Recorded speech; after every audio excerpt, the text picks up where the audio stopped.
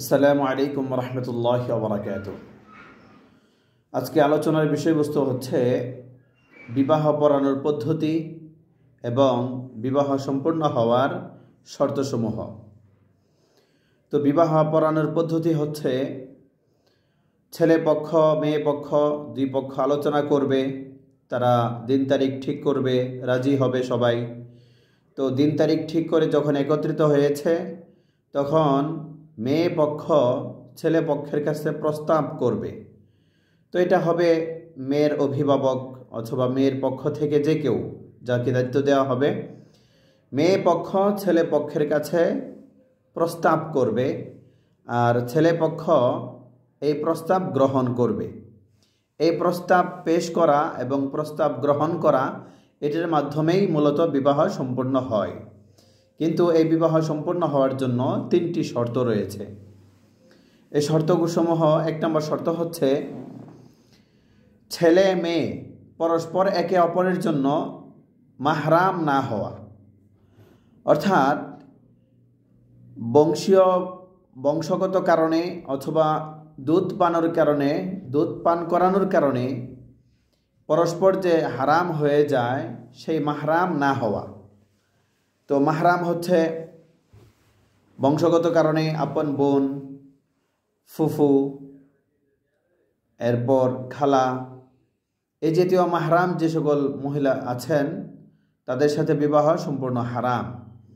তো এক নম্বর শর্ত হচ্ছে পরস্পরের মাহরাম না হওয়া। তো এটার সাথে আরও দুইটি কথা হচ্ছে অন্য কারো বিবাহে আবদ্ধ না হওয়া। যেই মহিলাকে বিবাহ করা হচ্ছে এই মহিলা অন্য কারো বিবাহে আবদ্ধ না থাকা। ঠিক অনুরূপভাবে এখানে আরেকটি কথা হচ্ছে যেই মহিলাকে বিবাহ করা হবে, যেই মেয়েকে বিবাহ করা হবে, এই মেয়ে বা মহিলা ইদ্যত পালনরত না থাকা। অর্থাৎ কারো স্বামী মারা গিয়েছে অথবা স্বামী তালাক দিয়েছে, এরপরে যে নির্দিষ্ট সময় ইদ্যত পালন করে, এই ইদ্যত পালনের সময় অন্যত্র বিবাহ বসা নিষেধ। তো এই ইদ্যত থেকে মুক্ত থাকা, এই গেল এক নম্বর শর্ত। দুই নম্বর শর্ত হচ্ছে ছেলে এবং মেয়ে দুইজনে এই বিবাহতে রাজি থাকা, সন্তুষ্ট থাকা। ছেলে সে এই বিবাহতে রাজি, মেয়ে রাজি, তাহলে বিবাহ শুদ্ধ হবে। আর যদি এমন হয় যে ছেলে রাজি মেয়ে রাজি না, অথবা মেয়ে রাজি ছেলে রাজি না, অভিভাবকরা জোরাজুরি করে চাপাচাপি করে বিবাহ করিয়ে দিচ্ছে, এমতো অবস্থায় বিবাহ শুদ্ধ হবে না। কারণ ছেলে মেয়ের সন্তুষ্ট থাকা, রাজি থাকা, এটা শরীয়ত বিবেচনা করেছে অত্যন্ত গুরুত্বপূর্ণ একটি বিষয়।